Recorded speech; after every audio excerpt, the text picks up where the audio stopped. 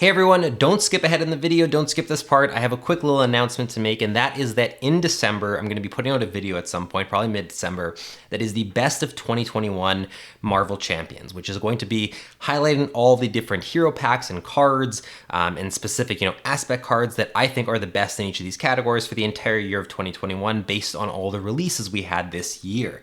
As part of that, though, I also want to source all the community's responses to these same questions. So basically, there'll be a category like, what is the best hero pack released in 2021? I'll have my pick, but I want to see what the community's overall vote is and reveal what the community picked in each of these categories. And to do that, I put together a survey, which you'll find in the description below, as well as in the comments section. You may have already seen this actually posted yesterday on Reddit or the Facebook groups for Marvel Champions as well. But if you haven't, go in there, click the link, and you can fill out the survey and answer a whole bunch of different categories, which your picks would be. And then in December, I'm going to unveil, based on all the data I collected from people, what the community picked for different categories and what I picked for different categories. So if you haven't done that yet, click the video or click the link below in the description. I think when I post a Valkyrie next week or on the weekend, I'll put this at the start of the video again, just to remind people this is going to be up till December 3rd. At that point, I'm going to be sifting through the data, and then sometime mid-December, we'll unveil all the results in a video on our channel. So make sure you're subscribed so you don't miss when we post that. Thanks so much, and let's jump into the hood. Welcome back, everyone. I am Dylan from All You Can Board, and today we are talking the hood. This is the first scenario pack that I've actually ever reviewed, because since I started making videos for Marvel Champions, this is the first scenario pack that's come out. So we're going to be doing this a little bit differently than a hero review. I'm not going to go over every single card that's in the pack, because there's a whole bunch of them. Rather, I've decided to pick out like certain cards from each of the modular encounter sets, as well as the hood's base cards, and talk about those specifically. When it comes to the standard 2 and expert 2 cards, I'm going to go over all of those, because I know that's a big exciting addition to the game that's going to have ramifications for all releases going forward, but that's sort of the way I broke it down. So before we jump into this, let me just talk about a couple things. Let's actually jump into the standard 2 and expert 2. For anyone who doesn't know, obviously the standard and expert modular encounter sets have been in the game since the core set. Standard is in every single scenario you do, and expert is if you decide to play expert mode. Standard 2 and expert 2 are alternatives that replace those sets, which means if you're playing with standard 2, standard 1 comes out. Standard 2 will be more difficult. It'll have some changes you're not familiar with. It'll have some cards that are the same. For instance, Shadows of the Past is still in standard 2, but the other ones will be different, and it just basically makes the game a little bit harder, as well as adding some variety if you've been playing with the same cards for so long. Same thing with expert 2. So I will be going over all those cards when we get to the modular encounter sets.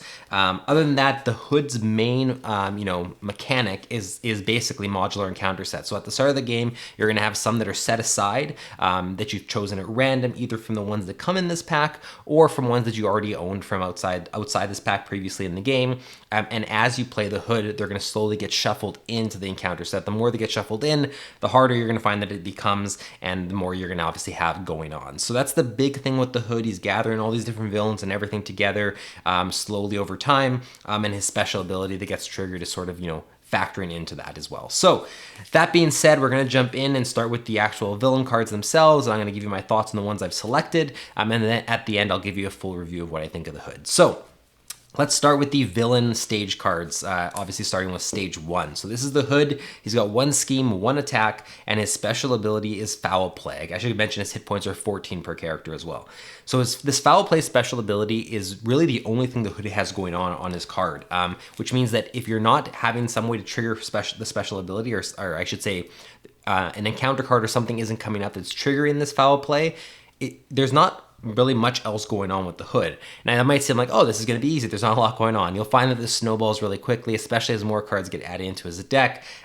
This Foul Play ability is going to start triggering very, very often. So that ability is discard the top card of the encounter deck, and if that card does not belong to the hood encounter set, deal it to yourself as a face-down encounter card. So obviously the more modular sets you add in, the more this ability is going to trigger, which means early on you might feel like, hey, this is actually really easy for me to deal with. Like, I'm often drawing a hood encounter card. I'm not having to deal it to myself as an encounter card face down. That's going to be short-lived, especially if you're playing a longer game with, say, 3 or 4 players where there's more to get through and there's more opportunities for cards to get added in.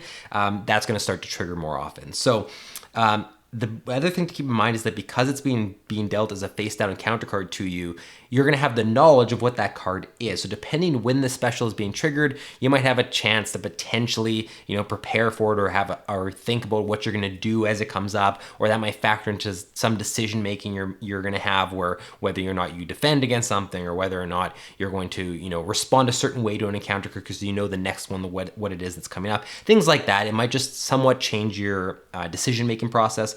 Oftentimes I found that the knowledge of it didn't really matter because of when it came up. I was about to have drawn one anyways. So, but just something to keep in mind, you might have some extra knowledge that could inform some of your decisions. So that's stage 1. Stage 2 has minor changes, which is that the scheme goes up by 1, but we start to get these when revealed effects. So the when revealed effect here is choose one set aside modular encounter set at random and shuffle it into the encounter deck. So this is where we start to see encountered modular encounter sets added into the deck, which obviously makes foul play trigger more often, and foul play gets upgraded to the point where now you discard the top 2 cards, and if one of them, whichever the first one is, that is not part of the hood encounter set comes up, that's what you get dealt to yourself as a face down encounter cards. You won't deal them both to yourself if they're both not part of the hood, but you have more opportunities now that it is actually going to land and you're going to have to deal yourself a card. So even if you find on the first stage that it's not triggering, starting with the second stage, it's probably going to start triggering a lot more often because there's more sets in the encounter deck and you're drawing discarding 2 cards rather than just 1. And I should say that there's 16 health per player for the second stage. The third stage adds an additional scheme and an additional attack, bringing it up to 3 and 2.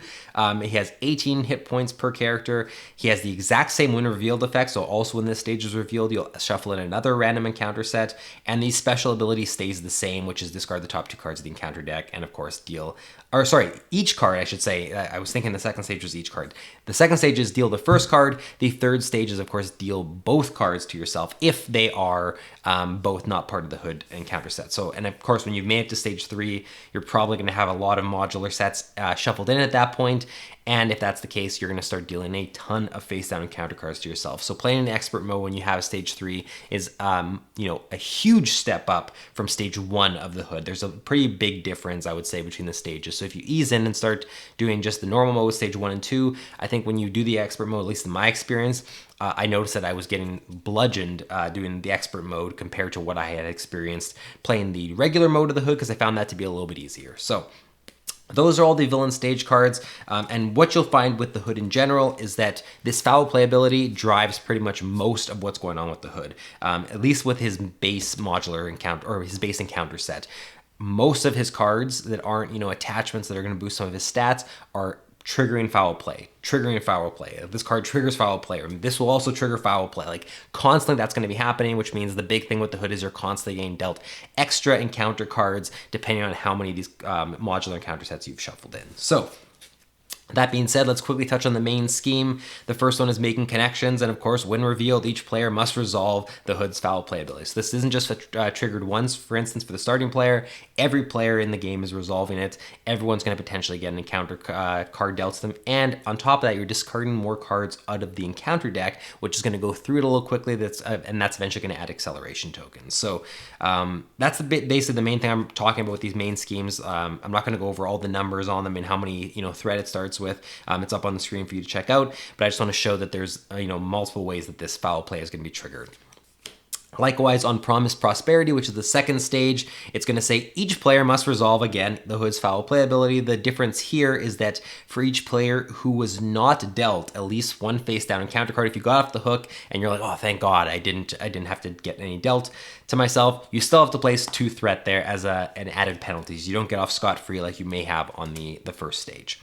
And finally, the third stage, which is Crime State, is once again force response. After resolving step 1 of the villain phase this time, each player must resolve the hood's foul play ability, which means now at the start of every villain phase, or after resolving the first step of every villain phase, each player has to resolve it, which means it's going to happen every single turn. So you really want to try to avoid getting to stage 3 of the main scheme if you can, because at that point, the foul play is going to completely overwhelm you with encounter cards. I found that the games I was most successful with the hood is when I was able to stay at stage 2 maximum. I was able to deal with things a little bit better. Stage 3 just made things go really quickly out of control. Obviously more difficult and more hectic and everything, more fun in many ways, but just more to keep track of. All right, Let's talk about some of the Hood's specific cards. There's a couple here I wanted to highlight that, I either had trouble with or I think were just very exciting. So the first one we're going to talk about is Established Dominance. Now this is an attachment for the Hood. It attaches to your identity though, not to the Hood itself, and it says forced response after the Hood activates against you, resolve his foul play ability. So the reason I want to talk about this is because now there's a way, without getting to the third stage of the main scheme, that you're going to regularly be triggering this foul play ability. And the big thing to remember here is that there's only one way to discard this card, and that is the next thing, which is the alter ego action. So the alter ego action says exhaust your identity and place 2 threat on the main scheme, discard this card. So it's a pretty, it doesn't allow for you to just discard this by, playing resources or to do it whenever you want. You have to specifically have gone to alter ego form, exhaust your identity, and place 2 threat on the main scheme to get rid of this. And it's something you're going to want to do because leaving this in play is going to cause that foul play to trigger so often that it will eventually overwhelm you unless you happen to attach this when you were already close to winning the game or something. Especially if this is early in the game, this is being drawn, and you're playing a long drawn out game, you're going to want to get rid of Established Dominance, and having to go to the alter ego and exhaust is going to completely slow you down to do that, but it's going to be something you're going to need to do. So really, really tough card. One I wanted to highlight, one that if it comes up, you're going to have to be prepared for because now foul play has a regular way of triggering outside of that third main scheme. All right. The Hood's Mantle. So the Hood's Mantle attaches to the Hood specifically. The Hood gains Retaliate 1 and Steady. So Steady is a brand new keyword that is steady characters require 2 status cards of the same type to be stunned or confused. This is a big thing that's now featured in this pack. This is basically FFG's response to people creating decks that are, based around stun locking villains or, confused locking villains or whatever, more so stun locking, where you're constantly stunning the villain and not having to really worry about what the villain's doing on their turn because they're stunned and all that's happening is the stun counter is coming off. So Steady is this new keyword that is now trying to make it harder to stun or confuse villains. And if you're playing with Standard 2 is now going to have a card that's permanently out at the start of the game that is all villains require have Steady and require the 2 status cards. So if you're already playing with that, this is basically just Retaliate 1 for the Hood, in which case you might even just decide I'm going to live with Retaliate 1 on him and not spend the 3 resources to get rid of it.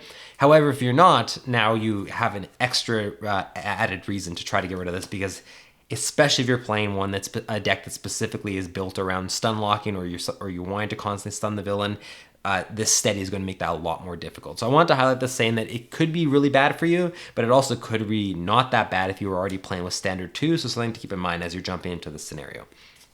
The next one we're going to look at is Madame Mask. This is a minion, really punishing minion. 1 scheme to attack, 4 health. She's one of the Masters of Evil. She has guard, which means you have to take her out.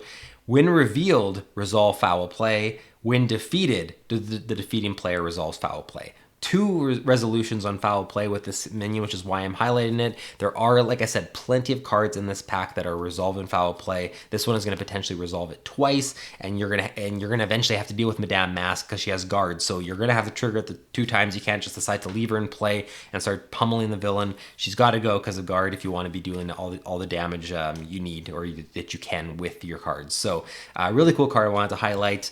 The next one is Field Recruitment. This is a treachery card. When revealed, choose 1 set-aside modular encounter set at random, then shuffle it into the encounter deck, then resolve foul play and remove this card from the game. So, and also there's a boost. The boost effect here is after this activation ends, resolve foul play. So the reason I'm highlighting this is because outside of the main scheme, the villain stage 2 and 3 that are going to add modular encounter sets into the deck, Field Recruitment is another way that that's going to get added in. This does get removed from the game, which means it's not just going to keep coming back and adding cards adding sets into the deck. However, it's likely going to come up at some point, especially if you're playing a longer game against the Hood, and you're going to have to add in an extra encounter set because of this card. So I want to highlight that, saying that there is another way you have to anticipate that these modular encounter sets are going to get added in. Next up, we have Upper Hand. This is another treachery card, completely 100% based around just triggering foul play. When revealed in Alter Ego, the Hood schemes and resolve foul play. When revealed in Hero, the Hood attacks, resolve foul play. It's a nasty card. You're getting an extra scheme or an extra attack for the villain. Yes, his stats aren't super high, but again, triggering foul play is just going to make things a lot more difficult for you. And there are multiple copies of this card, which means you're going to see it come up fairly often, and it's going to be something you need to be aware of.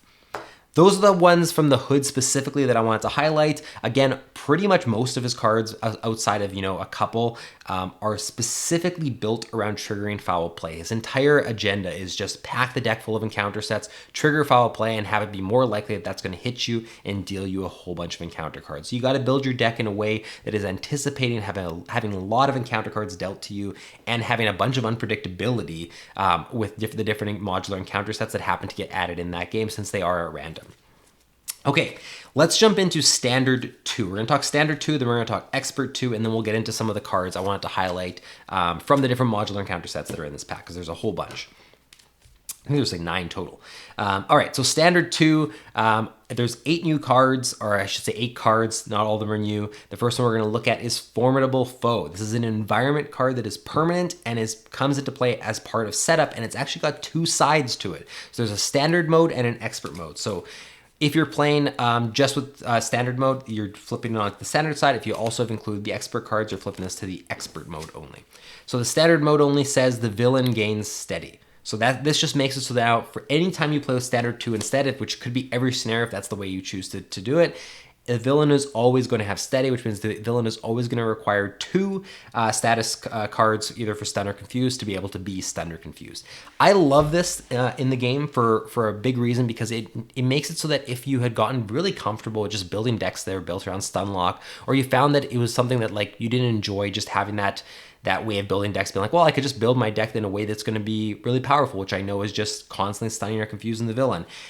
Forcing yourself to play with Standard 2, or just choosing to play with Standard 2, makes it so that that is a way less viable, and it now changes the way you need to deck build, knowing that you can't just easily stun the villain whenever you want, or easily confuse the villain whenever you want. So I like that this is in the game. The Standard mode only triggers on the villain specifically. However, the Expert mode means that all enemies have steady. You can't even start relying on stunning minions or confusing minions very easily anymore. And there's a permanent acceleration token added right from the very start of the game. So the Expert mode side really ups the ante, is going to make things a lot more complicated. I mean, this is not a pack you want to specifically grab Standard 2 and Expert 2 and play them immediately on Ronin. I think you're going to have a really bad time. But it could make a scenario like Rhino that you're, say, way more comfortable with a lot harder and really a lot more interesting because of the different, because of steady being added in to not just the villain but also the minions and the permanent acceleration token. So I really like Formidable Foe. I love that it's a permanent card. I love it's going to affect every single game. I think it just makes, natively, it just makes every single game more difficult because of its existence. Next up, we have Total Annihilate. No, I'm jumping ahead of myself. Sorry. Next, we have Dark Dealings. So Dark Dealings, I think there's 2 of these in the deck, and this is pretty simple. It's a treachery. When revealed, the villain schemes, but with +1 scheme, and the boost is, if you draw this on a boost, give the villain 1 additional boost card for this activation. So pretty nasty. The fact that the scheme has +1 scheme means you're always getting a nastier version of whatever the villain is normally dealing out, and on the boost, you're getting an additional boost card, which is going to affect you as well. So it's a pretty simple card, but again, Standard 2 is just naturally more difficult than Standard 1, and cards like that highlight why it is. Next up, we have Overwhelming Force. So Overwhelming Force is, when revealed, a treachery card, discard the highest cost upgrade or support that you control. If no card was discarded this way, this card gains surge. And again, the boost, give the villain 1 additional boost card for this activation. So they're making it so that a lot of these cards, if you happen to draw them on the boost and you're thinking, oh, thank God I got rid of that because I don't have to deal with this, it's in my discard pile, you're still having something happen because of the boost effect. So I like that they've included that. The highest, discarding the highest upgrade or support is really good to have built into the Standard 2, because if you built your hero, or I shouldn't even say built your hero, if you're playing a hero that uses a lot of upgrades, you're playing Iron Man, or you're playing War Machine, or any hero that has a lot of them, there's this card that you always have to be prepared for that's going to basically completely hinder what you're doing with your building up of upgrade cards. Especially if it's early on and you've only gotten like 1 or 2 out, this is going to really set you back if you don't have a good choice of one to eliminate that's not going to affect you as much. So I really like Overwhelming Force. It makes it so that you can't, you have to be extra prepared if you're playing a hero that specifically targets these upgrades in that way. Next up, we have Mob Mentality. So Mob Mentality is another treachery card. When revealed in Alter Ego, discard the top 7 cards of the encounter deck. Put the first minion discarded this way into play engaged with you. When revealed in hero form, the villain and each minion engaged with you attacks you. This card gains Surge on top of that. This is a really nasty card. I mean, discarding 7 cards off the encounter deck sucks. You're going to get to the acceleration tokens a little bit quicker. It's a really good chance that in those 7 cards, you're going to have discarded a minion. And if you have, it's going into play against you. If you reveal this in hero form, it's no better because now the villain and each minion is attacking you immediately. And this is surging into something else. So really nasty card, and it's part of standard too. Like, you're just going to see this in every single encounter if that's what you choose to play with from now on. So definitely upping the difficulty. And then we have Total Annihilation. Right off the bat, it says Surge. It's going to surge into something else. And when revealed in hero form, this villain attacks you, or the villain attacks you, the attack gains Overkill. And the boost is if the villain is attacking, this attack gains Overkill. So again, this is always surging into something else. If you happen to be in Alter Ego form, it's still going to surge into something else. You're not going to be off the hook. And obviously the villain attacking you and gain Overkill is just a worse attack to have to deal with. So now there's just more attacks you have to be prepared for and anticipate. So overall, Standard 2, again, there's also Shadows of the Past, which is the same as last time. I'm not going to go over that. Standard 2 is just clearly more difficult than Standard 1. If you've been playing Marvel Champions from the beginning, this is a great way to shake up the formula. It's a great way to make things more difficult. It's a great way to make scenarios that you feel you've already mastered more difficult, or even just go through, say you're going through Galaxy Most Wanted very, very easily, or without feeling very threatened these days, because new heroes have come out that you just feel really take advantage of those scenarios. Even just adding in Standard 2 and Expert 2 can really change these scenarios and make them more difficult. It's going to give you extra incentives to go back and revisit scenarios that you feel you've already mastered. Going back to Green Goblin or going back to Rhino, and ones you felt comfortable with, and saying, hey, I'm really comfortable taking this specific deck through, but now with Standard 2 and Expert 2, my strategies have been eliminated or made more difficult. So I really like Standard 2's inclusion. Let's talk about Expert 2. 4 cards in Expert 2 compared to the 3 we had in Expert 1. First one is Cruel Intentions. This has Peril and Surge right off the bat. When revealed, deal each player 1 face down encounter card and give the villain 1 face down boost card. Really nasty. The boost here is also deal yourself 1 face down encounter card. Obviously, encounter cards suck. If you're playing this with Star-Lord, man, I mean, I guess that's a little... You want to be dealt encounter cards, but now you have even more that you're being dealt, so you're going to have a whole pile of encounter cards waiting for you. It has Surge built into it, so it's going to surge into something else on top of that, and the ability itself is really nasty. Really bad card. Not like, super complex, but just a really nasty one you're going to have to deal with. Next up, we have Ruination, Insight 1, Peril.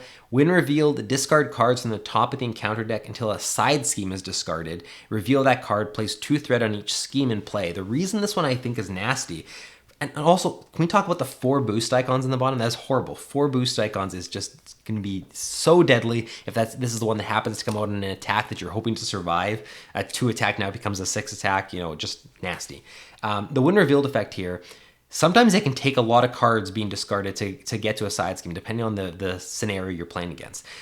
Part of what's bad about this card is that it could just be discarding a whole bunch of cards off the deck, which is, again, going to get you into the acceleration tokens quicker, especially if you're playing with Standard 2 as well, and that means that you're already started the game with an acceleration token. That's going to really suck. But also revealing that side scheme and then placing 2 threat on each scheme in play, which is the main scheme and the side scheme you just put in, and any other ones that happen to be in play. Certain scenarios, this is going to be absolutely horrible when it comes out, but it also just makes things more difficult all around. So really tough card. Now let's talk about my favorite card included in Expert 2 by far. Right off the bat has Insight 1 and Peril as well, but the when revealed is search the encounter deck, discard pile, and set aside area for your nemesis minion and put into play, engage with you, then shuffle. The reason I love this is I think this is the first way we've seen, and I could be wrong, but so correct me if I am, but this is the first way we've seen outside of Shadows of the Past to basically bring your Nemesis minion into play. And one of the things I've always thought is that I love the Nemesis minions. I love the theme of it, the mechanics of it. I love how each hero has their own new Nemesis minion that's included in the pack. I think we need more ways to bring those out because I think it's super exciting and thematic to always be dealing with your nemesis minion each game you play. Seek and Destroy specifically has your minion drawn out into being engaged with you. The other cards aren't being shuffled in, it's just your nemesis minion, but I think that's super exciting. It means that we're going to see the nemesis come out more often, which is always more difficult, and I love that they included this. I almost would have been okay with them including something like this in Standard 2, but again, it would have made it more difficult, but I love Seek and Destroy. Favorite card of the Expert 2 cards, easily. And then we have Slug It Out. Slug It Out is Peril and Surge. When revealed, exhaust your identity and take 2 damage. Really simple. This might not be the most difficult out of the cards that are in here, but again, the fact that it surges into something else, the fact that you exhaust your identity and take 2 damage, it is still nasty. It's going to suck when it comes out. The boost here is deal 1 damage to each character you control and give the villain 1 additional boost card for this activation. I think the boost effect is almost worse than the actual main card effect. The only added bonus here is that there's no actual boost icons on this, it's just the boost effect, but still, really nasty card. So as you can see, Standard 2 and Expert 2, really solid additions to the game, really difficult. I think that those 2 modular sets being included in here basically make the Hood a must-buy, in my opinion. We'll get to this more at the end, but I think outside of what the scenario is bringing, the fact that we're getting Standard 2 and Expert 2 and shaking up all other scenarios in the game and creating more difficult versions of them,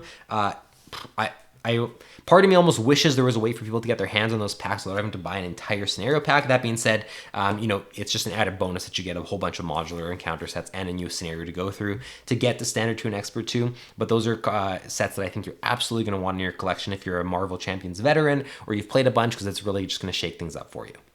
All right, now let's talk about all the new encounter sets, the modular encounter sets that are added in here. Again, I'm not going to go through every single card, but I've selected, one or up between 1 and 3 or 1 and 4 from each of the modular encounter sets to talk about, the highlights, sort of what they're introducing into the game.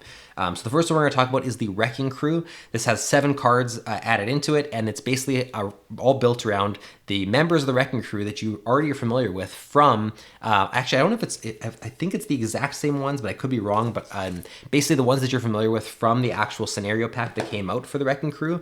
They're all here now in minion form, and because we've already seen them in the role of villains, they all have the villainous trait, which means that they're all going to get a boost card when they activate against you. So they're all just basically souped up elite minions you have to deal with. So let's go over some of them. First one is Wrecker, 2 scheme, 2 attack, 8 health, villainous. When Wrecker is attacking, he gets +2 attack if the attack is undefended, which means he would have an attack of 4. Just a straight up nasty villain. Again, because he has villainous, that 4 attack could turn into 8 attack if you get one of those really nasty boost cards we just went over. But even just getting the 1, it can be a 5 attack coming at you from a minion now. So just a really nasty minion that you're going to want to deal with. That's going to feel like, hey, this is a minion, but it's also kind of has the feel of a villain being in play, especially with the higher health. So that is Wrecker. There's Bulldozer, 1 scheme, 3 attack, 7 health. Also has villainous. Bulldozer's attacks gain overkill. Not nearly as bad as Wrecker, but still just a nasty one that you're going to want to deal with, again, because of the boost cards that are getting added onto his attacks and schemes. We have Pile Driver. This is probably one of the easier ones. 2 scheme, 2 attacks, 6 health, Retaliate 1, and Villainous. So the Retaliate 1 makes it nasty because of his 6 health. You might take a few different attacks to kill him, which means you're taking that damage every time. However, that's really all he has. So if you're able to kill him before he engages with you, and even if he engages with you, 2 scheme, 2 attack is base. If you get lucky with the boost card that comes out, it might not be that bad. So he's one of the easier ones to deal with, I would say. And then we have Thunderball. Thunderball is 3 scheme, 1 attack, 7 health, villainous, and the force response is after Thunderball attacks you, which is base 1, deal 1 damage to each character you control. So the reason I highlighted this is because if you're playing a deck that, leadership, for instance, and it's a whole bunch of allies in play, or that you're constantly relying on allies in play, dealing 1 damage to each character you control is going to be really nasty, and this is going to be something that you're going to want to avoid, which means you're going to potentially want to get rid of Thunderball before he activates with an attack against you. So again, that's all the Wrecking Crew members. They all have villainous. They're all really, really strong. And then we have a card like Combined Effort for them, which is a treachery. When revealed, each elite minion in play activates against the player it is engaged with, and if no minion activated this way, this card gains Surge. The boost on this is for each elite minion in play. This card gets +1 boost icon for this activation. So all the Wrecking Crew members are elite, and they're not the only ones that you might have in play that are elite. Those are just the ones from this modular encounter set, which means that when this combined effort comes up, if you're in a position where a bunch of them are in play, or you have a bunch of other elite minions in play, whether it comes up as a boost card or an actual encounter card, this is super, super nasty. And again, it's just something that's basically rewarding the villain, rewarding the encounter deck for having a bunch of these Wrecking Crew members in play. So the Wrecking Crew modular set is really tough, really tricky. It's going to be one that not even just in the hood, any other scenario that you want to include it in is going to really up the difficulty of it. Really cool inclusion in the game. Next up, we have Streets of Mayhem. So this is a set of 4 environments that are basically not just going to affect the villain, may also affect you. So this is the reason I'm highlighting this one is that I think it's a really interesting way to make potentially some scenarios more easy. The ones that specifically say, you know, it recommends you use this modular encounter set, but you can use whichever one you want. If you choose to use Streets of Mayhem as that choice, it could be a little bit easier now, and it could be that this is a great way to introduce certain scenarios to people or to younger crowds or whatever the case may be to make them a little bit more manageable. So they're all environments. Like I said, the first one is Back Alley Enclave. It has Surge natively, but it says when revealed, discard each other setting in play. You can only have one in play at a time. Each character in play gets +1 attack. So obviously that's beneficial to you. All your characters are going to get +1 attack. One of the reasons I wanted to highlight this, it's not necessarily always going to be detrimental. You might be happy to see these in card. You definitely will be happy to see these encounter cards come out in comparison to some of the other ones you might see come out. So it would be really interesting for me to go back to some of the more difficult scenarios in the game, like Ronin, and potentially include Streets of Mayhem and have an easier time because certain encounter cards are now beneficial to you or not as nasty as some of the other ones you might be expecting. So another one that could come out there is Secret Lair. Again, it surges, and when it reveals itself, you have to discard every other setting. Each enemy in play gains 1 acceleration icon, which sucks, but each hero and ally in play gains +1 thwart to deal with it. So again, just a really interesting little modular set that is not always going to be nasty, might also be beneficial to you, and it could just shake up the game and add for some cool variety where different stats are going to be powered up when you play in this specific scenario. So I really like that. Next up, we have Beastie Boys. So Beastie Boys is revolving around specific minions, but then also how they're affected by this certain side scheme. So this side scheme we're going to talk about is called Beast Mode, and it has a 3 threat on it per player. The forced interrupt is when a stunned or confused friendly character would take any amount of damage, increase that damage by 1. Beastie Boys all deal with, all the minions I should say, deal with stunning and confusing you. So this being in the set or in the deck basically makes it so that now you're going to have an extra added incentive to get those stuns and confuse removed off you. I've had many games where my hero, for instance, has been confused, but basically everything I'm doing at that point is doing damage, and I say, you know what, I'm going to leave the confusion counter on there, and I'm just going to do attacks. I'm going to focus on something else for now. I'm not going to worry about removing it. Beast Mode is going to make it so that now you're taking extra damage by having those status cards on you, so you're going to have extra incentive to get rid of them.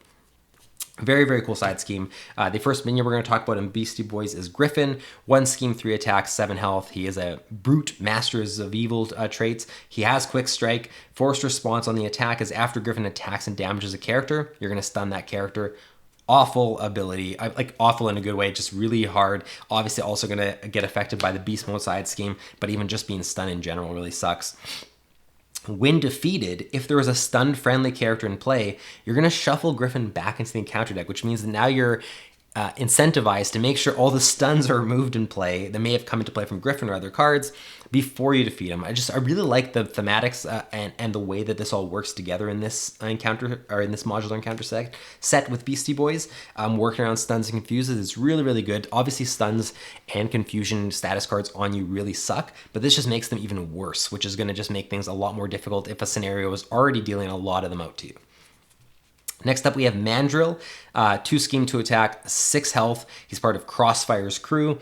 Mandrill gains Retaliate X, where X is equal to the number of confused characters, friendly or enemy, in play. And when revealed, confuse each character you control. This is crazy. When it is revealed, if you already had 3 allies in play, that's going to confuse 4 different characters, yourself and those three allies you had. That means that base, he's going to already have Retaliate 4 on him, which is nuts, which means you have to get rid of those confusion status cards. I just love Mandrill. I love this modular encounter set. I love the way it all works together. I think it's super difficult, but I think it's going to make for some really, really interesting games. All right, next up, let's talk about Brothers Grimm. So everything about this modular encounter set is built around a minion called Brothers Grimm. Let's talk about that one first. 1 scheme, 1 attack, 8 health, force to interrupt. When Brothers Grimm activates against you, discard cards from the top of the encounter deck until an attachment is discarded, but then reveal that card. The boost is after this activation ends, put Brothers Grimm into play, engage with the first player. So even with the boost, the minion is coming into play. So the rest of the cards in this Brothers Grimm are attachments. The idea is that they want to try to get Brothers Grimm into play, anytime, whether it's through a boost, whether it's through this card being revealed, and then the attachments are going to be coming in and going specifically onto Brothers Grimm if it happens to be in play. So let's talk about one of those attachments. Unbreakable Thread, attached to a Mystic minion. If you can't, then attach to the villain. Brothers Grimm is a Mystic minion. There's Star on the scheme and the attack, and that's because the force response is after attached enemy activates against you, discard this card. Then choose and discard 1 ally, support, or upgrade you control, and deal yourself 1 face down encounter card. So it's pretty nasty. If you have the choice of an ally, support, or upgrade, it might be a little bit easier to decide which is the lesser evil there. If you only have one of those or 2 of those, and they're all good, you're going to have to take a hit on one of those and get dealt a face down encounter card. So it's not that this is completely unmanageable. I just like the way that they all work together, supporting that minion, and these attachments obviously can get put on the villain as well. So it's not like you're off the hook if Brothers Grimm isn't in play. Next up, we have Mr. Hyde.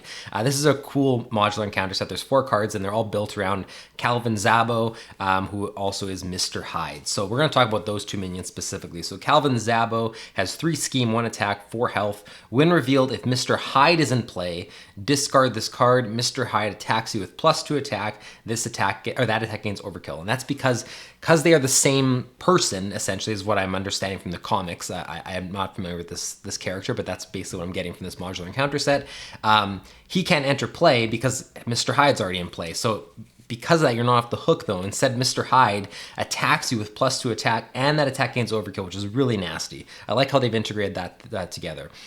Even cooler, when defeated, search the encounter deck and discard pile for Mr. Hyde and put him to play, engage with the player who was engaged with Calvin Zabo. So even when you defeat Calvin Zabo, it's not that good because you have to actually go get Mr. Hyde, which is a way tougher minion to deal with. I love the interactions between the 2, but let's talk about Mr. Hyde to have more context. So Mr. Hyde is 1 scheme, 3 attack, 10 health, I should say. When revealed, if Calvin Zabo is engaged with the player, discard Calvin Zabo. Again, if that was already in play, you can't have them both. Mr. Hyde engages that player, give Mr. Hyde a tough status card and deal 1 damage to each hero and ally in play. So all of that is with the when revealed, and you're only doing that if Calvin Zabo specifically is already in play. So this is a much nastier card to deal with if you're drawing it when Calvin's already in play. Otherwise, you're just getting a 10 health minion with 3 attack, which still sucks, but is not quite as bad. So I love the interaction between them. That's why I wanted to highlight those 2 minions specifically. I just like the way that encounter set works and what they've done there. Next up, we have Crossfire's Crew. So we're going to highlight 3 cards from this one as well. This is all built around Crossfire, the character, which I won't highlight here. I talked about it in the preview, but some of the other ones that you'll find in that encounter set are the Controller, for instance. So 2 scheme, 1 attack, 5 health. Forced interrupt when controller's attack would deal any amount of damage to a character. Increase that amount by that character's attack. I really think this is an interesting card because if you're playing a hero that you've built around really upping their base attack, or already starts with high base attack, the controller is especially worse against you because now his attacks are all boosted by whatever you've happened to boost your hero's attack to. So I like that that's a really cool counter there. I think it's gonna not always come into play and affect you in the same way, but when it does, it's gonna really suck. Next up is the Corruptor, 1 scheme, 2 attack, 4 health. When revealed, exhaust each ally you control. Place 1 threat on the main scheme for each ally exhausted this way. So this is basically completely, affecting your ability to succeed with a deck that has a lot of allies. So if you're building a deck or playing a deck that has a lot of allies, or you're in a situation you've got a lot of allies in play, this is going to punish you for having that board state. And I think that because that's such a viable strategy, because that's one that a lot of people rely on, including Crossfire's crew, and having the Corruptor come up against you balances off what you're able to do with that board. And then lastly, we have Mr. Fear, which is again another minion, 1 scheme, 1 attack, 5 health, as an additional cost for the engaged player to ready a hero or ally they control. That player must spend a mind resource. The boost is discard cards on the top of your deck until you discard an ally. So this is a really, really punishing card. The fact that when this is out, for you to ready any character you control, you now have to play a mind resource. If you have a full board, there's no way you're going to be every single turn be able to pay 4 mind resources to ready everything. You're going to have to start making decisions of what's more valuable. What are you using? Do I want to use something this turn because I know next turn I'm going to have to pay a mind resource? He only has 5 health, so it can be dealt with. But again, if you have a lot of allies, you're probably going to deal with it more easily. But it's just one of those things that now becomes this pressing concern that you have to deal with. So I really like this card. It's a really tough card. And again, you're probably going to be really angry when it comes out, but I think it's the type of card that is just really cool to have in an encounter set. The quick encounter set I wanted to talk about is Ransacked Armory. So we're only going to go over one of the cards here, but I like the thematics of it. So the Ransacked Armory is basically a whole bunch of attachments that are different weapons that are essentially being ransacked by the villains. And I think you get 2 minions that we've seen before. I can't remember the name of it now. I think it's like Armored Guard or something like that. But we've seen that before, and you get 2 of them in the encounter set because essentially the thematics there, like the Armored Guards or whatever these minions are called, have basically ransacked this armory and are now getting all these weapons that are attaching to them. So I just love the thematics of it. The only one I wanted to highlight was Jetpack, because I really like this one. This is attached to the minion with the most remaining hit points. If you cannot, this card gains Surge. So if there's no minion to attach it to, this gains Surge. The Forced Interrupt is when attached minion would take any amount of damage from an attack, discard the top card of the encounter deck. Reduce damage from that attack by the number of boost icons discarded this way. This is a really nasty card, and even crazier is that there's no way to get rid of this card. The Jetpack is staying on that minion. Because it's a minion, essentially you have to just defeat the minion to have this get discarded. The Ransacked Armory is built around these minions stealing these items, essentially. So if this gets attached to a really, really nasty minion, like some of the ones we've seen here that are elites and things like that, you're going to end up in a situation where they are just constantly getting the boost of this Jetpack, so to speak, with this Force Interrupt, and it's going to be really nasty to deal with. So I like the thematics of it. I think it's a really cool modular encounter set, how it all works, but I think Jetpack is just a really cool card to talk about.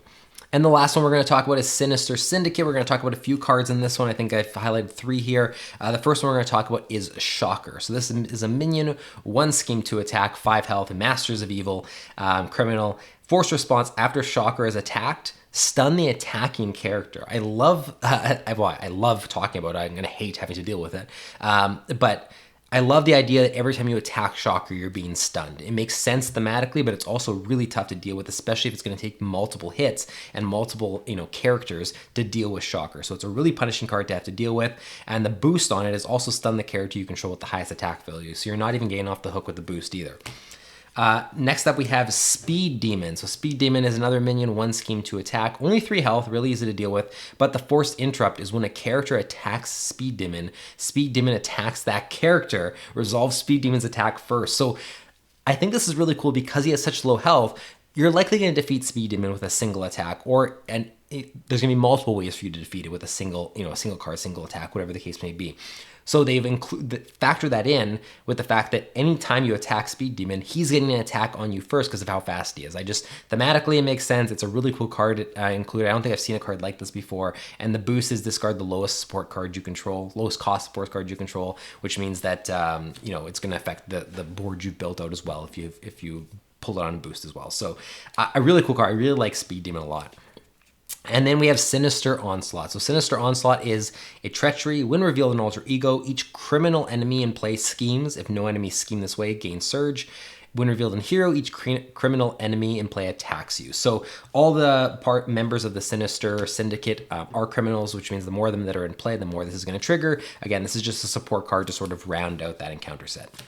And then lastly, we're gonna talk about State of Emergency. I really like the thematics behind this one as well. Basically, each side scheme is like an event that you have to deal with as heroes, and they're each gonna have their own set of things that you have to deal with. So the first one that we're gonna talk about is Offshore Inferno.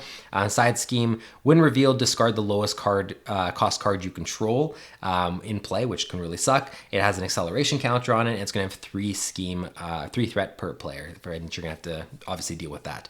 And then we're gonna talk about Citywide Crisis. So Citywide Crisis is going to basically be the thing that sort of rounds out all these different side schemes that are in play, especially if you have multiple in play. It says when revealed, resolve each when revealed ability on each side scheme in play.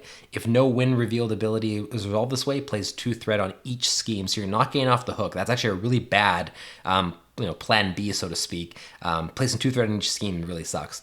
The boost is resolve this card's when revealed ability. So either way on the boost or when it's drawn, one way or another, this Citywide Crisis is going to affect the different side schemes you have in play. I really like the way that all ties together. And that's basically it. So let's talk about my overall thoughts of the Hood. I really, really like this pack, and it's not because it's like necessarily super challenging. I think that in expert mode specifically, I've had some really challenging, battles with the Hood. I think in that sense, really, really good. I think in normal mode, I found that there's been many games where the Hood has been, especially in solo play, has actually been surprisingly easy, alarmingly easy. But I just want to point out how much I enjoy this pack, not only because of how enjoyable it is to fight the Hood, but also because it adds in standard to it, adds an expert to it, adds in a whole bunch of really thematic and exciting modular encounter sets that you can use across other scenarios. I think that this is going to end up being sort of a go-to pack to buy for a lot of people. It might not be the first one you recommend someone to buy that's just getting into Marvel Champions, because at that point maybe they don't need standard 2 and expert 2. But very quickly, if you're looking to expand your arsenal of what you have available to you and what's going to open up more possibilities for deck building and playing, I just don't see how you not recommend this pack. I think that it is a key pack to buy to add more variety to the things you're already playing, but also just give you a really fun scenario to play just based on what it comes with in the pack. So I love this scenario pack. I'm going to need a little bit more time with it to really start ranking it. I don't think this is necessarily like the villain itself isn't going to be my favorite scenario to play against. I think Kang is more, enjoyable for me. I think that there's several that are in, Mad Titan Shadow and Galaxy Most Wanted that are more enjoyable. But I still think that this is, a really fun scenario, and what it brings to the table is just so important for the game. So those are my overall thoughts. Excuse me, got something in my throat. Those are my overall thoughts on the Hood. Let me know in the comments, what are some of the cards that stood out for you? Which ones you found to be really difficult? Which of the modular encounter sets did you find to be the most difficult? Did it line up with what the rulebook has kind of designated them as difficulty levels? Which ones do you really enjoy including in other sets? Just let me know in the comment. Do you include the Infinity Gauntlet in here? Just leave a comment. Tell me what your experiences are with this pack. I really enjoyed it. I'm curious to hear what you had to think. Thank you so much for watching another Marvel Champions video. Again, if you didn't see at the start of the video or you haven't seen, check the description in the comments for the survey links so that you can have your voice heard on what the community vote is going to be on the end of the year Marvel Champions 2021 awards. Otherwise, thank you so much for watching. We'll see you on the next one.